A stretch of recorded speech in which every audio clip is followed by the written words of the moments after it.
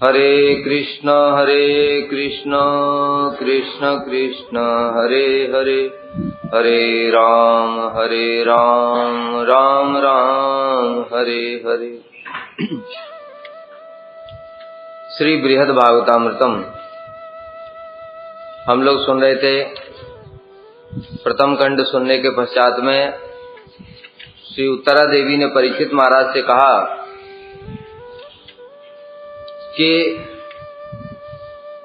जो स्थान वैकुंठ वासियों को प्राप्त होता है, अगर वही स्थान ब्रजवासियों को भी प्राप्त हो तो इससे हमारा मन संतुष्ट नहीं होगा। क्यों संतुष्ट नहीं होगा? क्योंकि ब्रजवासियों के प्रेम का बड़ा वैशिष्ट्य है। विविधानाम महिम्नाम हि यत्र काष्ठा परापरा कोटिनाम पर्यवस्यन्ति समुद्रे सरितो यथा। बड़ा सुंदर उदाहरण दिया। जिस प्रकार से समस्त नदियां समुद्र में आकर के मिलती हैं, उसी प्रकार से गोप गोपियों में करोड़ों करोड़ों विविध महिमाओं की चरम सीमा पर्यवसित होती। विविध महिमा कहने से मतलब क्या हुआ? आगे श्री सनातन गोस्वामी टीका में बता रहे हैं। नंद यशोदा ब्रजवासियों में विविध महिमा मतलब सौंदर्य, माधुर्य और अनेक प्रकार की जो सेवा प्रवृत्तियां हैं, वो सारी उनकी चरम सीमा, वो सब कहां पर मिलती है? ब्रजवासियों में मिलती है। श्री नंद यशोदादि ब्रजवासियों सौंदर्य, माधुर्य, वैदग्ध्यादि से संबंधित अनंत वैचित्री, ये वैचित्री अन्य स्थानों पर नहीं मिलती है। जैसे हम लोग देखते हैं वात्सल्य रस भगवान राम की लीला में भी है, किंतु जो कौशल्या देवी और दशरथ महाराज हैं वो उस प्रकार से रसास्वादन नहीं कर पाते जैसा कि यशोदा जी और नंद बाबा को होता है।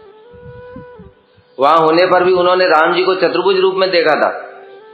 भय प्रकट कृपाला दीन दयाला कौशल्या हितकारी, उसने चतुर्भुज रूप धारण किया था। चतुर्भुज रूप धारण करने के कारण उनके अंदर पहले से ही ऐश्वर्य भाव है। तब कौशल्या जी ने प्रार्थना की, प्रभु आप बालक बन जाइए, तो भगवान ने बाल्य रूप धारण कर लिया। तो इसलिए इस प्रकार का जो ताड़न, भर्सन और पालन इत्यादि, वो उस प्रकार से वात्सल्य रस की जो अनंत वैचित्री है, वो सब अयोध्या में दिखाई नहीं देगी। यहां तक कि मथुरा में भी दिखाई नहीं देगी, क्योंकि वहां पर भी जब कृष्ण प्रकट हुए तो चतुर्भुज रूप था उनका।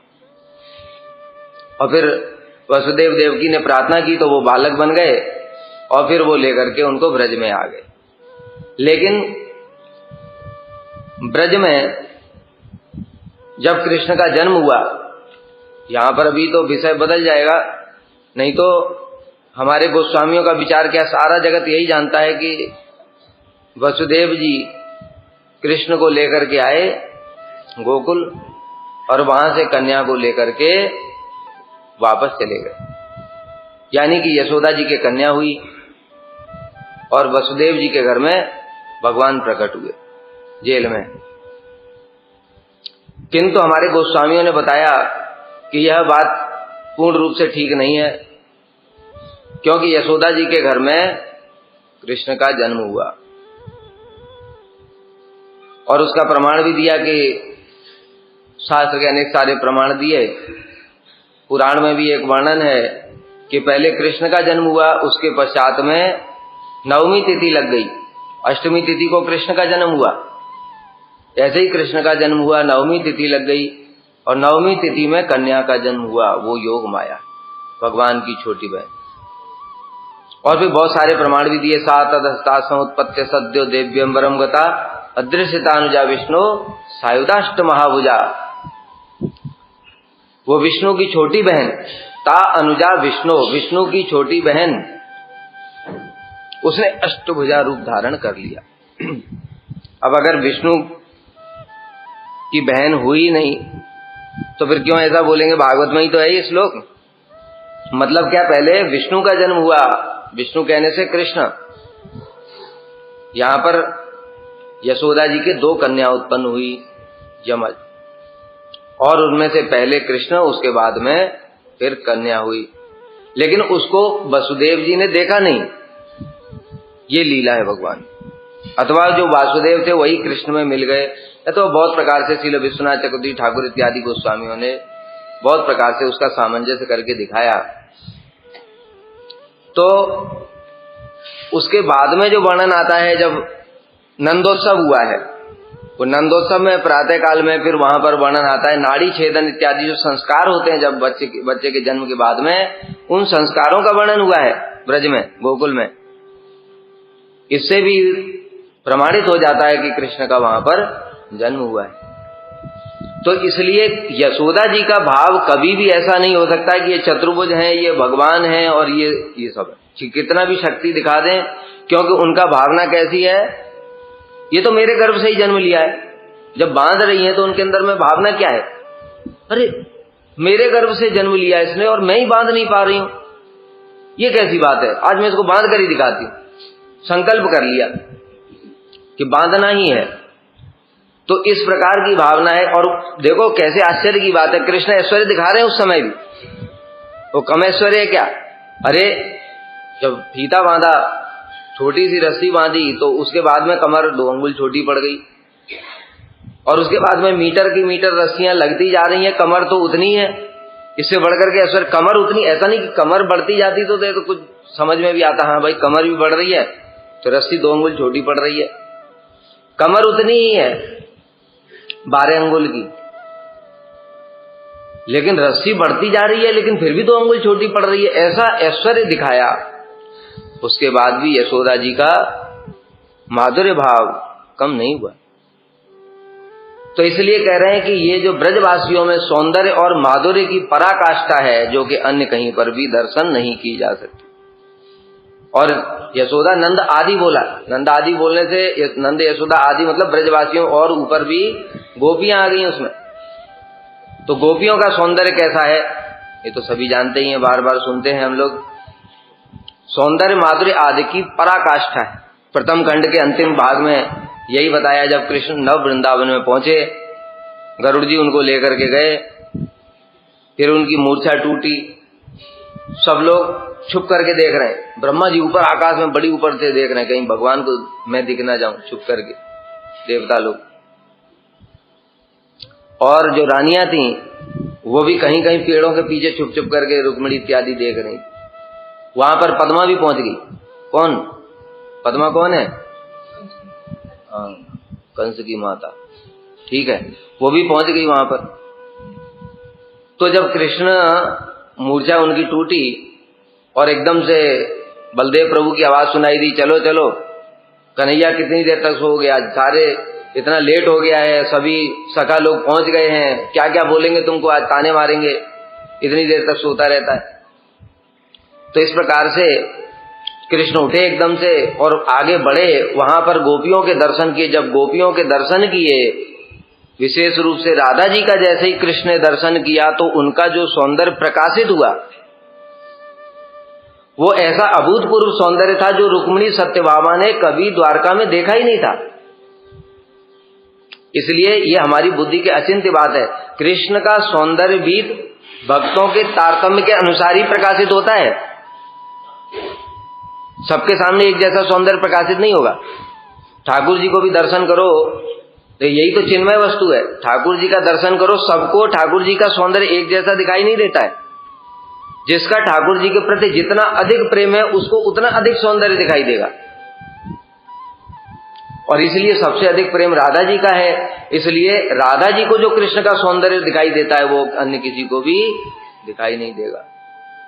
तो वही सौंदर्य जब प्रकाशित हुआ, ऐसा अद्भुत सौंदर्य था कि जो पद्मा है तो कंस की मां है, बूढ़ी है, किंतु कृष्ण के सौंदर्य को देख करके उसके हृदय में काम जागृत हो गया और दौड़ने लगी कृष्ण को आलिंगन करने के लिए। तब उनको जैसे तैसे करके पद्मा को रोका पकड़ करके। तो ये बड़ी विशेषता है कि सौंदर्य माधुर्य इत्यादि की ब्रज में पराकाष्ठा है। और विदग्धता, विदग्धता क्या होती है? विदग्ध किसको कहते हैं? समस्त कला विलास में पंडित, उसको विदग्ध कहते हैं। तो यहाँ पर भी हम लोग देखते हैं, सुनते हैं पुनः पुनः कथाओं में कि जो ब्रजवासियों में विशेष रूप से जो गोपियां हैं वो समस्त कलाओं में मुनीन्द्र बंद कला विलास पंडित, तो वो समस्त कलाओं में पंडित हैं। इस कारण से कृष्ण उनके संपूर्ण रूप से वशीभूत रहते हैं और यह द्वारका में भगवान ने प्रकाशित भी किया। फिर भगवान जब वापस आ गए अपने भवन में और फिर बातें करने लगे पुरानी, तो उस समय गोपियों की महिमा वर्णन करने लगे। जब गोपियों की महिमा वर्णन कर रहे थे उसी समय सत्यभामा देवी को मान हो गया, सत्यभामा देवी को मान हो गया और मान करके अपने कक्ष में चली गई। तो कृष्ण ने देखा ये सारी रानियां हैं किंतु सत्यभामा दिखाई नहीं दे रही कहीं, तो उन्होंने तुरंत बुलाया, वो कहाँ है सत्यभामा?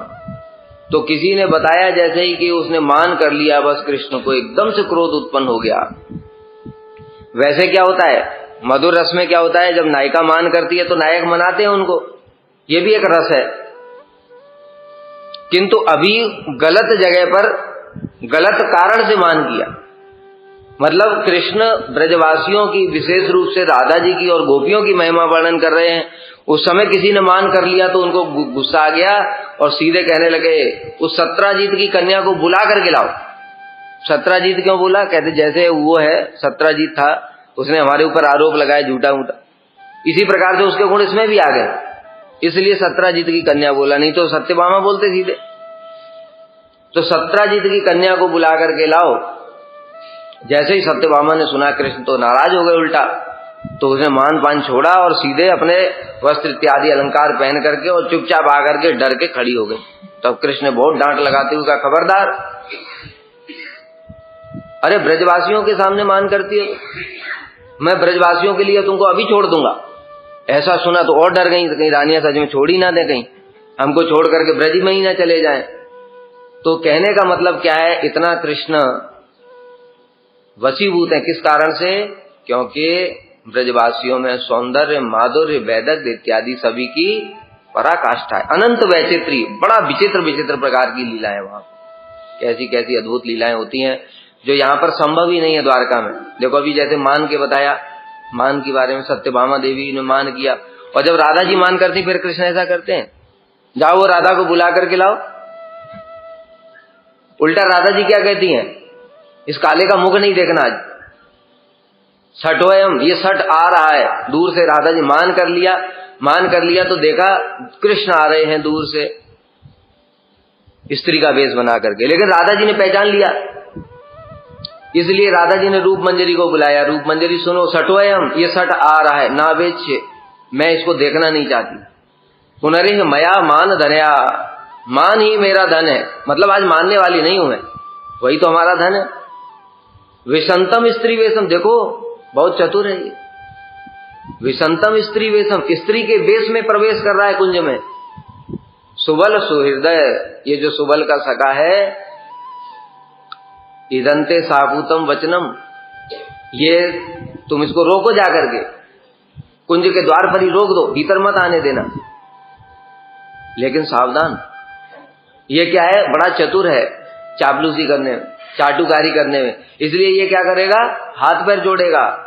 इदंते सापूतम वचनम अवधार्यो, हाथ पैर जोड़े। रूप मंजरी, तुम तो राधा जी के अत्यंत प्रिय हो, इतनी सुंदरी हो, एक बार दर्शन करा दो राधा जी, ऐसे करके, किंतु सुनना नहीं बिल्कुल इसकी बात।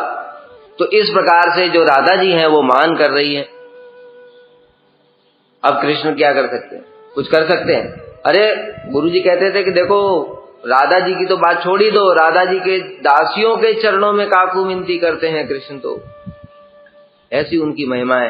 क्यों? वहां पर प्रेम का अनंत वैचित्र्य है, इस कारण, इसलिए प्रेम के पूर्ण रूप से वशीभूत हैं। धर्म अर्थ काम विज्ञान भक्ति प्रेम आदि से संबंधित और महिमा बता रहे थे ना, मतलब वहां पर ब्रज में सभी प्रकार की महिमा, विविध प्रकार की करोड़ों करोड़ों महिमाएं, सबकी सीमा ब्रज में ही प्रकाशित। आज गुरु जी की कथा सुन रहे थे, उसमें बता रहे थे प्रेम की महिमा, मर्यादा और प्रेम में अंतर क्या है। रामलीला में बड़ा सुंदर रूप से प्रकाशित है। भरत जी, उनका प्रेम कैसा है, अगाध समुद्र के समान है। जब चित्रकूट में पहुंचे, वहां पर गुरुजनों को लेकर के वशिष्ठ मुनि थे, साथ में माताएं थीं, और भी गुरुजन थे, ऋषि मुनि थे वहां पर, जनक महाराज जी, उनकी पत्नी सुनैना देवी, सभी आ गए वहां पर।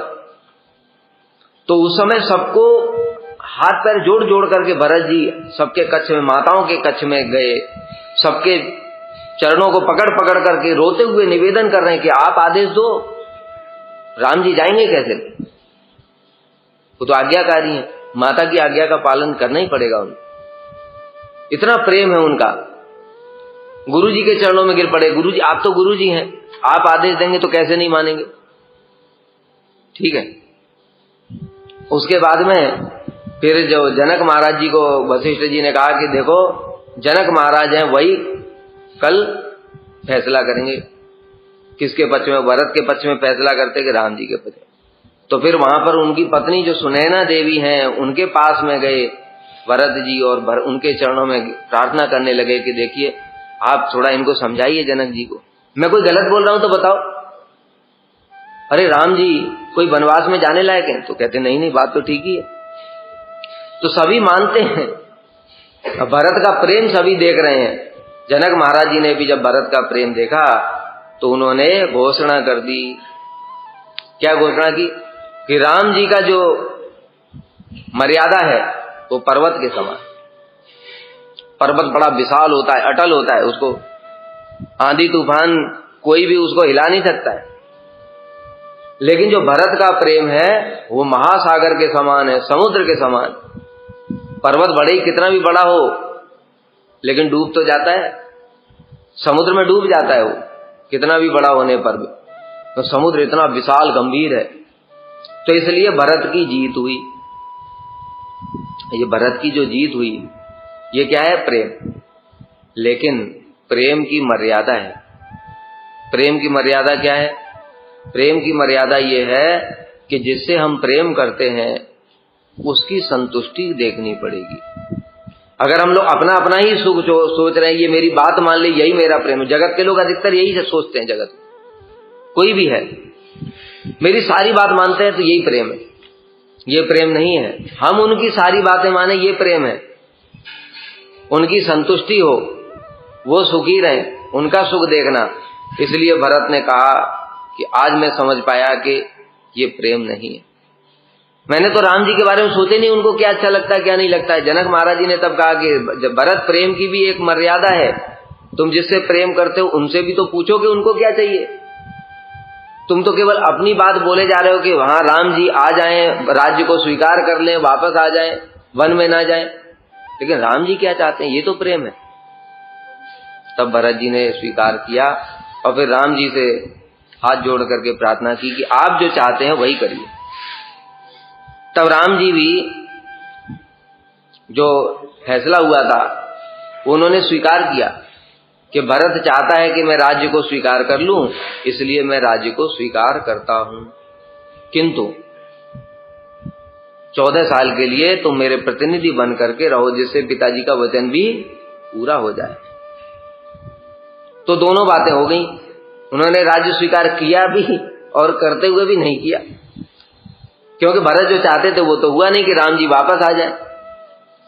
तो ऐसे करके जो भगवान राम है वो लौकिक जितनी भी मर्यादाएं हैं उन मर्यादाओं में पुरुषोत्तम है। लेकिन कृष्ण कौन है? राम जी प्रेम की मर्यादा को नहीं रख पाते, ठीक है, क्योंकि प्रेम की मर्यादा होकर रख पाते तो वो भरत जी की सारी बात मान करके वापस आ जाते। लेकिन कृष्ण कैसे हैं? और भी प्रेम की मर्यादा होती है। प्रेम में कोई भी नियम, सीमा इत्यादि नहीं होता, जैसा कि कृष्ण है। कृष्ण कैसे हैं कि वो जिनसे प्रेम करते हैं, गोपियों से प्रेम की पराकाष्ठा, उनके चरणों में भी झुक जाते हैं। लेकिन राम जी कभी सीता जी के चरणों में झुक नहीं सकते, क्योंकि वहां पर मर्यादा है, लौकिक मर्यादाएं हैं। इसलिए जो प्रेम की मर्यादाएं वो कृष्ण ही पालन करते हैं। प्रेम में फिर कोई नियम इत्यादि नहीं होता है। तो वो फिर कृष्ण भी कोई नियम पालन नहीं करते, मतलब नियम मानते नहीं कि मैं भगवान हूं इसलिए मेरे चरणों में सबको झुकना चाहिए। इस प्रकार की कोई बात वहां पर नहीं। तो इस प्रकार की जितनी भी सीमाएं हैं प्रेम की, धर्म अर्थ काम विज्ञान इत्यादि की वो सारी की सारी सीमाएं ब्रज में चरम सीमा तक है।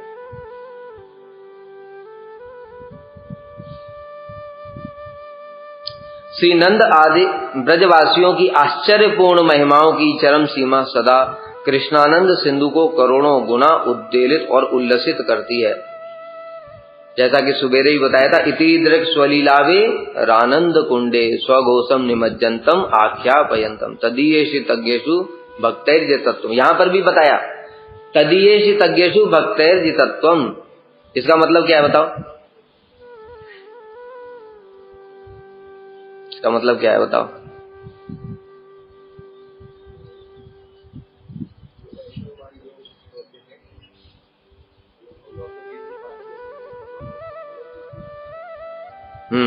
इति दृक् स्वलीलावे, इस प्रकार की लीला कौन सी? जैसे दाम बंधन लीला की भगवान ने, कितनी मधुर लीला है। यशोदा मैया ने बांध दिया उनको, रो रहे हैं, व्याकुल हैं, डर रहे हैं, भयभीत हैं, सब कुछ है, ठीक है। इस प्रकार की लीला में इति दृक् स्वलीलावे आनंद कुंडे स्वघोषम निमज्जंतम, अपने घोष यानी कि ब्रजवासियों को निमज्जित करते रहते हैं। क्यों? अकेले कृष्ण से लीला नहीं होगी, अरे परिकर भी तो वैसे ही है ना, इसलिए तो उतनी लीलाएं हैं। घर घर में जाकर के माखन चुराते, रोज नई नई कहानियां होती, कुछ ना कुछ नया रोज रोज होता है। तो इस प्रकार की लीलाओं के द्वारा कृष्णानंद सिंधु को करोड़ों गुना उद्वेलित करती है। जो कृष्ण का जो आनंद सिंधु, कृष्ण को भी आनंद प्रदान करते हैं ये लीलाएं, और स्वघोषम निमज्जंतम यानी अपने ब्रजवासियों को भी उसमें निमज्जित कर देते हैं, पूर्ण रूप से डुबो देते हैं।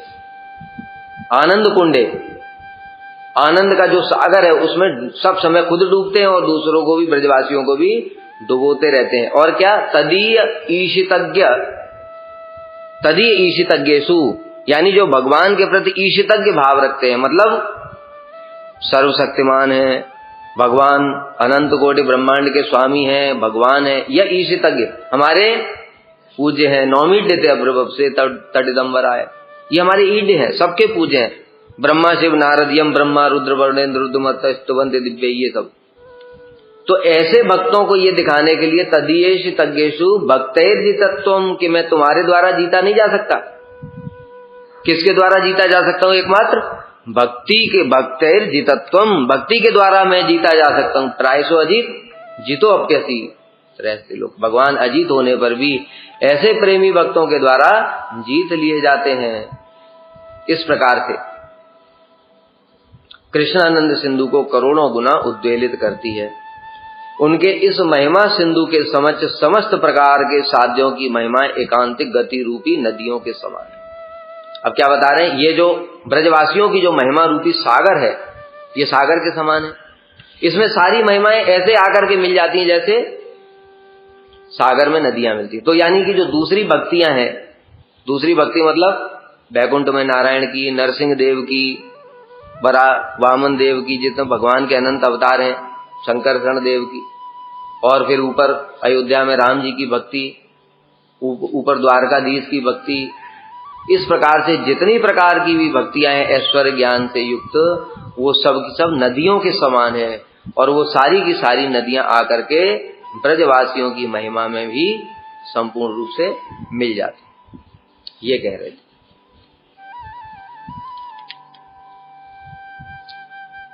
तदर्थम उचितम स्थानम एकम वैकुंठतः परम अपेक्षितम अवश्यम स्यात् तत्तत् प्रकाश्योद्धर्वस्व माम। क्या कह रही हैं अभी उत्तरा देवी? तदर्थम उचितम स्थानम एकम, इसलिए, किस लिए? अभी जो बताया कि जितनी भी महिमा है वो सारी ब्रजवासियों में वो सब कुछ मिल जाती है सभी भक्तों की। तो फिर ब्रजवासियों के लिए निश्चित रूप से एक ऐसा उचित स्थान होना चाहिए जो बैकुंठ इत्यादि से भी कोटि गुना श्रेष्ठ। भाई जब उनकी महिमा कोटि गुना दूसरे भक्तों से श्रेष्ठ है तो उनको जो स्थान मिलना चाहिए वो भी तो कोटि गुना श्रेष्ठ होना चाहिए, ये कह रहे। अपेक्षितम अवश्यम, अवश्य होना चाहिए, और वह स्थान अवश्य ही है।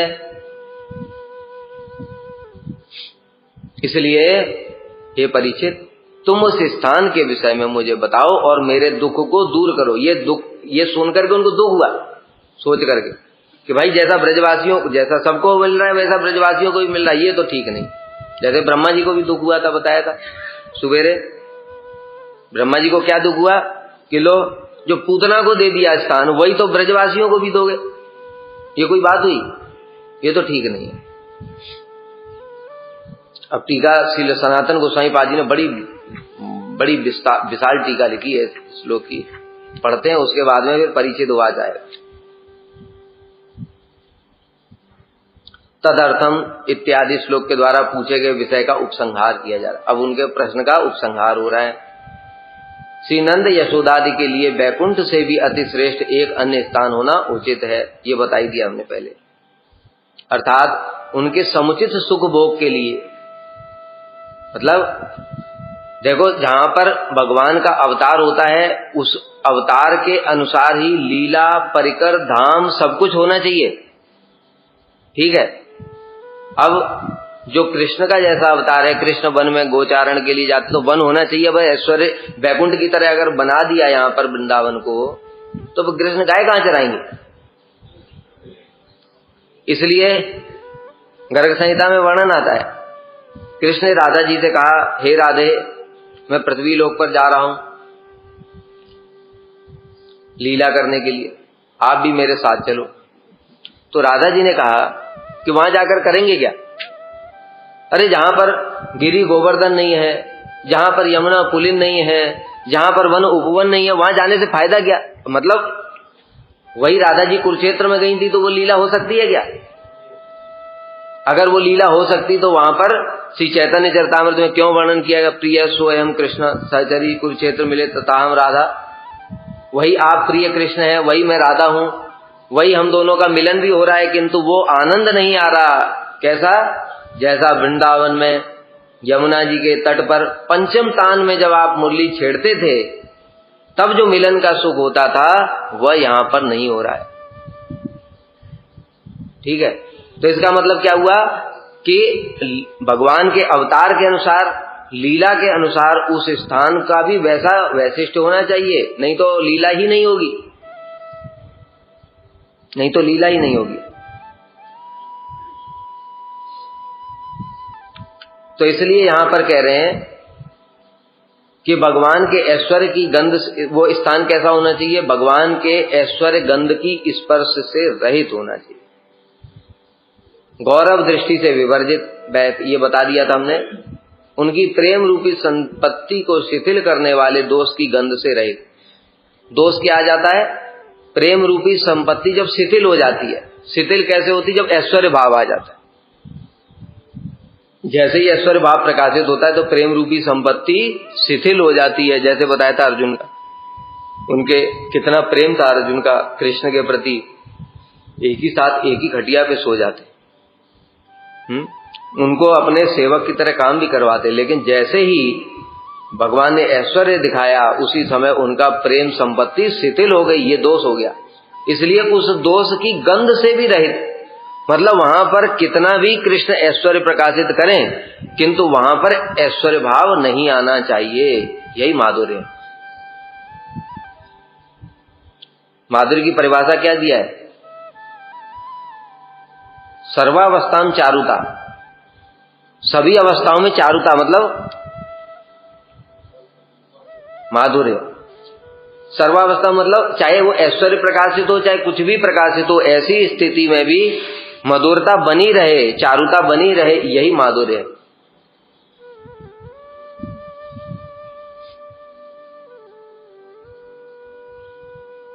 इसका मतलब ये नहीं कि ऐश्वर्य प्रकाशित नहीं होगा। ब्रज में सबसे ज्यादा ऐश्वर्य प्रकाशित, वो सबका मूल है, तो वहां पर निश्चित रूप से ऐश्वर्य भी सबसे ज्यादा होगा। ब्रह्मोहन लीला के समय देखो, गिरिराज धारण लीला के समय देखो, रास लीला के समय देखो, ये सब ऐश्वर्य की पराकाष्ठा है। 100 करोड़ रूप धारण कर लिए कृष्ण, कैसा कैसा ऐश्वर्य प्रकाशित किया उन्होंने, किंतु गोपियों के मन में कोई भी ऐश्वर्य भाव नहीं उत्पन्न हो रहा है। एक कृष्ण, अकेले कृष्ण 100 करोड़ गोपियों के साथ में नृत्य कर रहे हैं। हमारी कल्पना से भी अतीत बात है ये। श्रील विश्वनाथ चक्रवर्ती ठाकुर ने बड़ा सुंदर रूप से टीका में बताया, अलाद चक्रवत, जैसे एक रस्सी लो या डंडा लो, डंडे के कोने में जाकर के एक आग जलाओ, और उसको बड़ी तेजी से घुमाओ ऐसे करके। जो बड़ी तेजी से घुमाने से वो कैसा लगता है, आग का गोला प्रतीत होता है, लेकिन वो आग का गोला नहीं है, वो क्या है, एक ही अग्नि है। उसी प्रकार से जो कृष्ण है वो सर्व योगेश्वरेश्वर, योगियों के जो ईश्वर हैं उन ईश्वरों के भी ईश्वर हैं वो। इसलिए उन्होंने अकेले ही 100 करोड़ गोपियों के साथ में अकेले नृत्य कर रहे हैं, लेकिन गोपियों को ये पता भी नहीं चलता है कितना तेजी से नृत्य कर रहे होंगे। ये हमारी कल्पना से भी अतीत है। इससे बढ़कर के ऐश्वर्य और कहीं दिखाया, बताओ? नारायण ने ऐसा ऐश्वर्य दिखाया कहीं? राम जी ने दिखाया? किसी अवतार में नरसिंह देव ने दिखाया? किसी अवतार में कहीं पर भी ऐसा सुनने को नहीं मिलता है। ब्रह्म मोहन लीला के समय देखो, बछड़े सारे कृष्ण बन गए, घंटियां, बछड़ों के गले में रस्सियां पड़ी हुई है, वो रस्सी भी कृष्ण है, वो घंटी बंधी हुई है, वो घंटी भी कृष्ण है। जो सका लोग लठियां लेकर के जो मारते हाँकते हैं, मतलब कितने आश्चर्य की बात है, कृष्ण स्वयं अपने द्वारा अपने को ही हाँक रहे।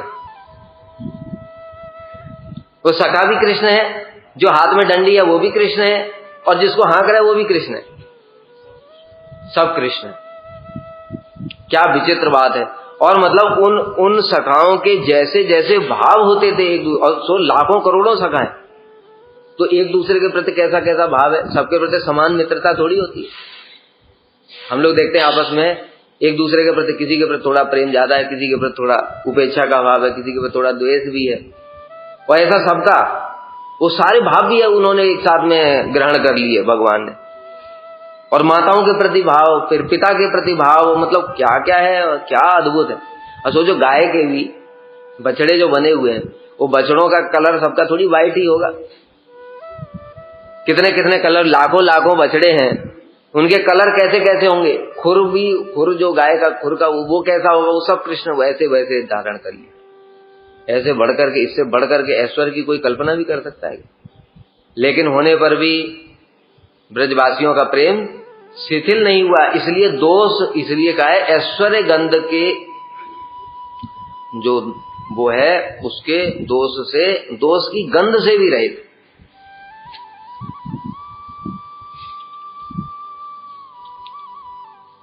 उनके प्रियजनों द्वारा सेवित परम अनिर्वचनीय महानंद रस से परिपुष्ट। उस समय ब्रज में सब समय रस की नदियां बहती हैं, समस्त प्रकार के मिष्ट, मीठे से भी अत्यंत मिष्ट, मधुर मधुर मेतम, ठीक है, मधुर में भी मधुर, सर्वोत्तम मधुर, समस्त प्रकार के उत्कृष्टों में भी उत्कृष्ट। सबसे उत्कृष्ट क्या है? चित्त जगत है। अनंत कोटि ब्रह्मांडों से भी चित्त जगत वैकुंठ सबसे श्रेष्ठ है। उन श्रेष्ठ में भी फिर अयोध्या श्रेष्ठ है, द्वारका श्रेष्ठ, उन सबसे भी श्रेष्ठ जो है ऐसा धाम।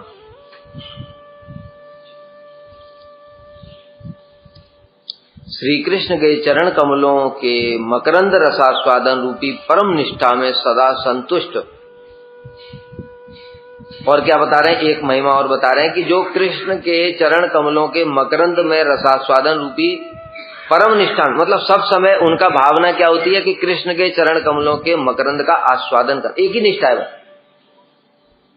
जैसे ये निष्ठा दिखाया श्री रघुनाथ दास गोस्वामी ने, किस प्रकार की निष्ठा होनी चाहिए, ऐसी निष्ठा ब्रजवासियों की।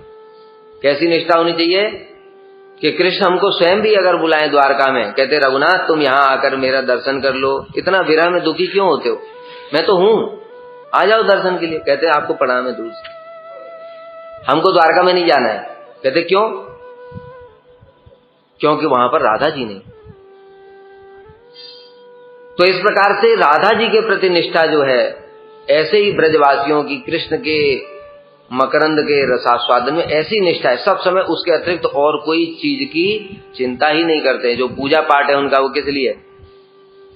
इस जगत के लोगों की तरह नहीं। यहाँ तक के जो अन्य अन्य भक्त होते हैं, प्रेमी भक्त, जो बैकुंठ की कामना करते हैं, उनकी वो भी कामना नहीं। उनकी किस प्रकार की कामना है? कृष्ण सुखी रहें।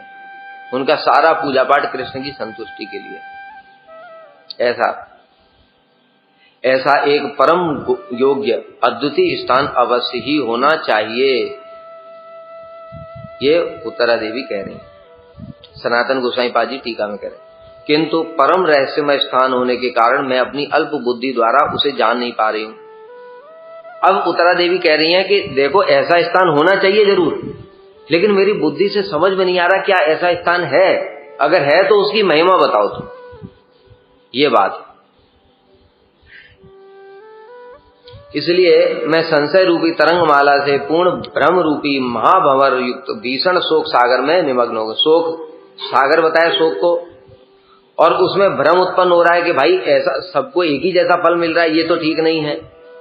और संशय भी हो रहा है, संशय को तरंगमाला बताया, तरंगें उठ रही समुद्र में संशय की, कि जो सबको दे रहे हैं भगवान वही अपने ब्रजवासियों को, प्रेमी भक्तों को भी दे रहे हैं, ये तो ठीक नहीं है, ये संशय उठ रहे हैं। तो इसलिए मैं शोक सागर में डूब गई हूं। इसलिए तुम उस स्थान के विषय में मुझे बता करके इस शोक सागर से मुझे उद्धार करो। ये बात,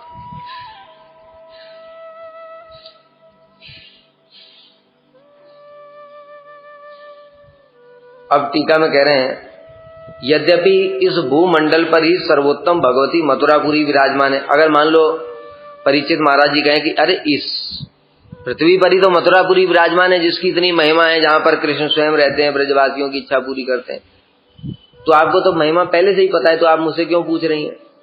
तो उसके लिए कह रहे हैं कि यद्यपि इस भूमि पर ही मथुरापुरी विराजमान है, जो नंद आदि ब्रजवासियों का अपने प्रभु के साथ उन क्रीड़ा सुखों को संपादन कराने वास्ते परम योग्य स्थान। भगवान जब अवतरित होते तो अपने धाम को पहले भेजते हैं, और ये जो धाम है प्रथम खंड में गया था, ये जो धाम है और जो चित्त जगत वाला जो धाम है उसमें कोई भी भेद नहीं है।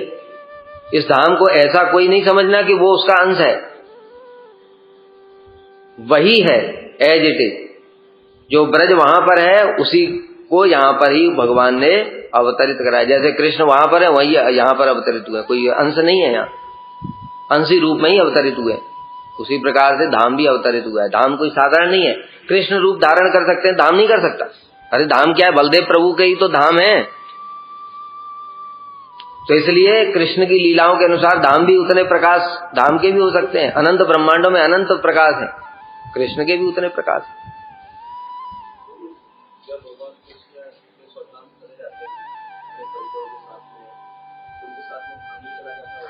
अभी आएगा, उत्तर भी आएगा इसका, सुनते रहो।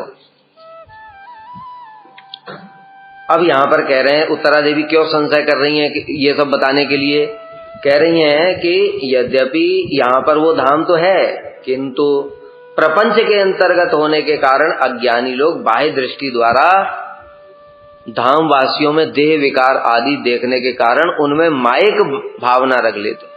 मतलब क्या, कृष्ण यहां पर आए, अब ये जो प्रपंच में आ गए, अवतरित हुआ धाम, कृष्ण भी अवतरित हुए, परिकर भी अवतरित हुए, लेकिन हमारी आंखें क्या है, जड़ आंखें हैं। तो जड़ आंखों को जड़ भाव से ही दिखाई देगा। मतलब कैसे, कृष्ण अभी तो जन्म हुआ कृष्ण का, फिर 2 साल के हो गए, फिर 7 साल के हो गए, फिर बड़े होते जा रहे हैं, ऐसे कर। नंद बाबा यशोदा मैया बूढ़े हो गए, कृष्ण क्या कर रहे हैं, एक गोपी के घर में गए चोरी करने। वो तो उनका नित्य धर्म है चोरी करना। तो वहां पर गए तो कुछ मिला नहीं। जब मिला नहीं, अब वहां पर वर्णन आया है कि उन्होंने वहां पर क्या किया, मलमूत्र त्याग कर दिया। मुझे मक्खन क्यों नहीं मिला, मैं मलमूत्र त्याग करके जाऊंगा। अब ये जो मलमूत्र त्याग किया, ये तो भगवान के शरीर में संभव ही नहीं है। भगवान के शरीर में हेय पदार्थ होता ही नहीं है, उनके शरीर में मलमूत्र त्याग नहीं होता है।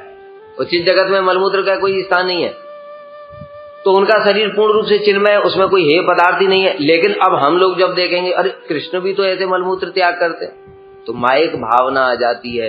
इस कारण से हम भगवान की भी महिमा समझ नहीं पाते, तो धाम की क्या समझेंगे। समझ में आ रही बात। इसलिए वो धाम वही है, यहां पर अवतरित हुआ, अवतरित होने पर भी किंतु हम लोग मायिक हैं, इसलिए हमारे अंदर में मायिक भावना आ जाती है। और जब लीला, नरवत लीला के लिए भगवान दिखाते भी ऐसा है, क्यों? क्योंकि अगर ऐसा नहीं दिखाएंगे, वो नरवत लीला कर रहे हैं ना, तो जगत के सारे लोग मलमूत्र त्याग कर रहे हैं, तो भगवान भी करेंगे। वो शादी कर रहे हैं, उनके भी संतानें हो रही हैं, तो भगवान की भी संतानें हो रही हैं। ऐसे करके जैसा नरवत लीला, यही तो हुआ, नहीं तो नरवत लीला कहां रह जाएगी। तो इसलिए जब नरवत लीला करते हैं तो हमारे जो बुद्धि है जड़ है, हमारे नेत्र भी जड़ हैं, इस कारण से उनमें माइक भावना कर देते धाम के प्रति भी, इसलिए धाम की महिमा समझ में नहीं आती।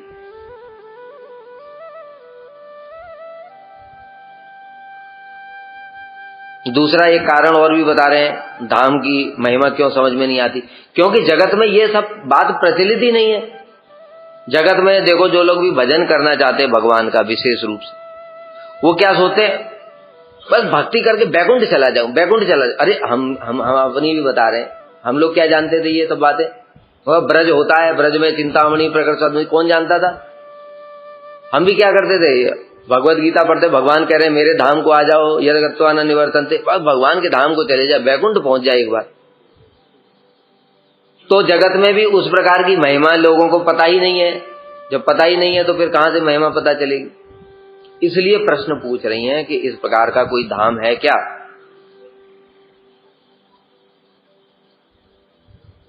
अथवा एक और संशय हो सकता है कि जब महाप्रलय आती है, प्रलय कितने प्रकार की गोविंद,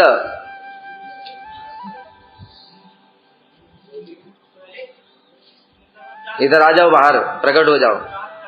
हाँ वाह, बहुत सुंदर। कौन सी,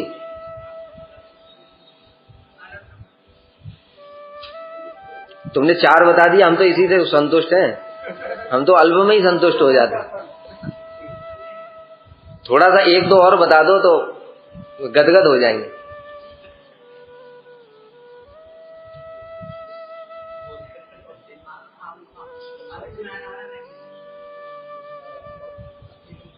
नित्य प्रलय, नैमित्तिक प्रलय, महाप्रलय। तो महाप्रलय जब हो जाती है, अनंत ब्रह्मांड सब नष्ट हो जाते हैं, तो जो जड़ बुद्धि वाले लोग हैं हमारे जैसे, वो क्या सोच लेते, तो मथुरा भी तो नष्ट हो गया, धाम भी तो चला गया, क्योंकि वो हमको अब दिखेगा नहीं। हमको क्या, किसी को भी नहीं दिखेगा। अब किसको दिखेगा वो, अरे उस समय तो मुक्त महापुरुष भी चले गए धाम में। अरे महाप्रलय हुई है, जीव सारे चले गए।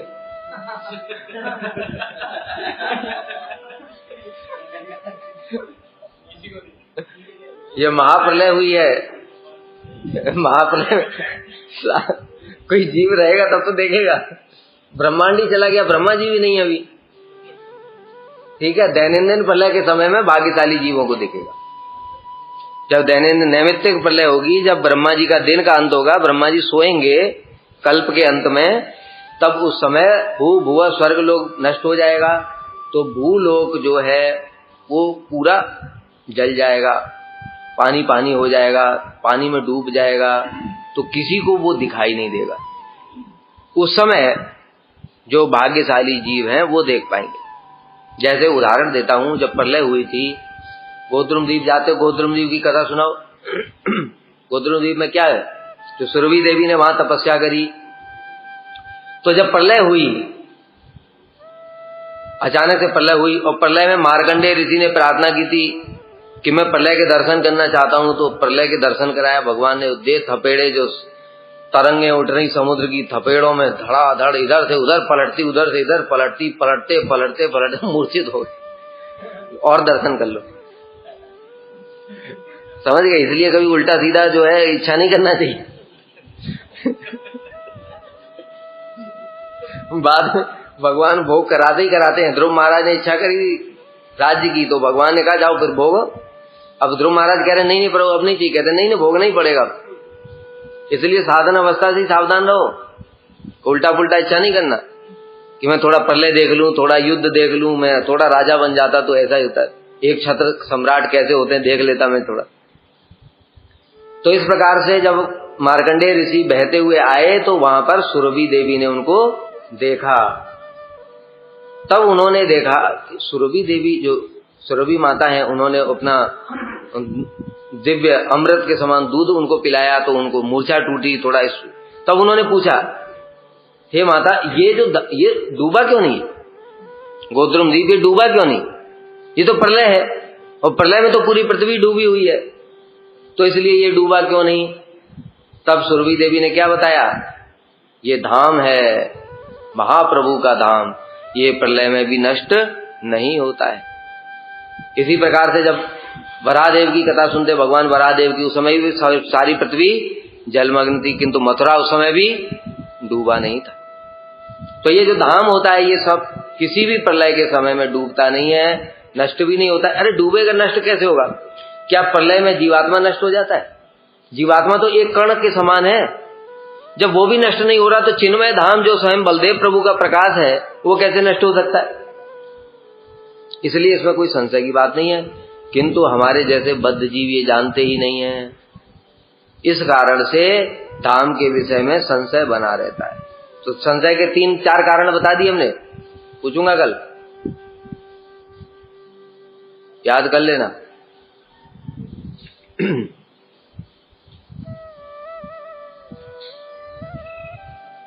इसलिए आगे प्रश्नोत्तर के द्वारा नंदादि के द्वारा प्राप्त करने योग्य स्थान श्री गोलोक के विषय में वर्णित होगा, किंतु उसका वर्णन होने पर भी बाद में उसी की भांति इस भौम मथुरा में भी भगवान के विहार आदि का अधिक स्थापित होगा। अब कह रहे हैं, इसलिए जो उत्तरा देवी प्रश्न पूछ रही हैं, तो पहले वहां पर जो भगवान के धाम चित जगत में जो वैकुंठ में जो वो है ब्रज, उसका वर्णन होगा पहले, क्योंकि जो बद्ध जीव है उनकी उस वैकुंठ के प्रति बड़ी श्रद्धा है। हाँ, वैकुंठ वो चित जगत, लेकिन यहाँ पर जो है उसको ऐसा समझते ही तो अपने जैसा ही है, क्योंकि अभी बताया हमारे माइक दोष हैं, तो माइक दोष के कारण देख रहे हैं कि धाम भी, यमुना जी तो इतनी छोटी सी रह गई हैं, उसमें नाले मिल गए हैं, पानी काला हो गया है, डुबकी मारो तो बदबू मारती है, समझ गए? तो ये सब जो है हमारे अंदर जड़ भाव आ जाते हैं, इसलिए इस धाम के प्रति हमारी श्रद्धा नहीं है। तो फिर क्या, इसलिए पहले वो धाम की बात करेंगे, चित जगत में जो गोलोक विराजमान है उसकी बात करेंगे, फिर बाद में बताएंगे कि ये भी वही है।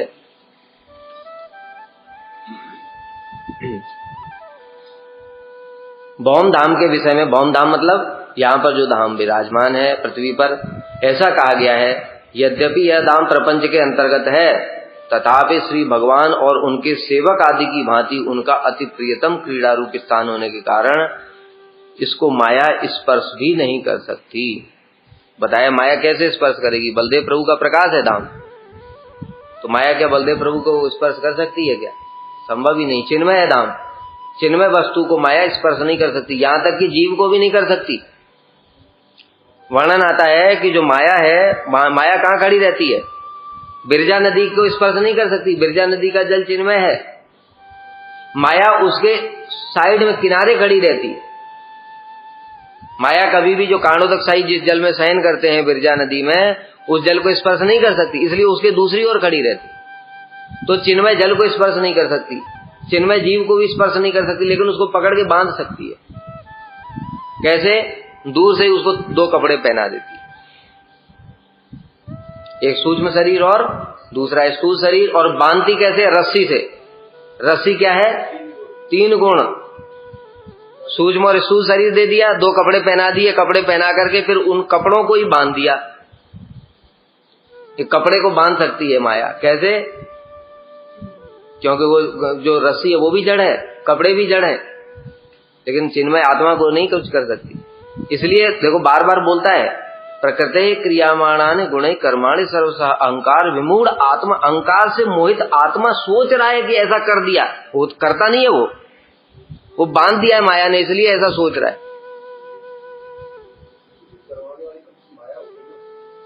अरे जीव कुछ करता नहीं है, करवा किससे रही है? वो सूक्ष्म और स्थूल शरीर से ही करवा रही है, लेकिन जीवात्मा का अहंकार रहता है, वो मैंने कर दिया, इस कारण वो फल का भोगता है। बात समझ में आ रही है? मैंने ऐसा कर दिया, करा किसने? इंद्रियों ने, 5 ज्ञानेंद्रियां, 5 कर्मेंद्रियां, 5 महाभूत, 5 तन्मात्रा, 4 सूक्ष्म शरीर के तत्व, मन बुद्धि अहंकार चित्र, ये कर रहे हैं कुछ भी, लेकिन आत्मा का अहंकार है, इसमें आसक्ति है। किसमें? सूक्ष्म शरीर में, और सूक्ष्म शरीर की आसक्ति स्थूल शरीर में, तो आसक्ति के द्वारा बंधा हुआ है। तो इसलिए जैसे ही मैंने, अब जैसे तुम ये सोचो, अब ये मैं क्या बोलूंगा? मैंने ये उठाया, बोलूंगा मैंने ये किताब उठाया, लेकिन जीवात्मा तो अणु है, छोटा है, वो कहां से उठा? बालाग्र सतभाग से सतदा कल्पतस्य, इतना छोटा जीवात्मा इसको कैसे उठा लेगा? बताओ। लेकिन वो जीवात्मा क्या बोल रहा है? मैंने उठाया, गलत भी नहीं बोल रहा है। क्यों? उसका अहंकार है, उठाया हाथ के द्वारा। हाथ क्या है? ये जड़ है, माया का है, लेकिन उसका आसक्ति और अहंकार है उसमें, ये मैं हूं। इसी कारण से अहंकार विमूढ़ आत्मा, विमूढ़ मतलब मोहित आत्मा, करता अहम, मैं करता हूं ऐसा मानता है। तब तुमने कहा मैंने ये उठाया तो इसका या तो अच्छा फल होगा या खराब फल होगा, तो वो कौन करेगा? वो करना पड़ेगा। समझ गए? और ज्यादा समझने के लिए भजन करो।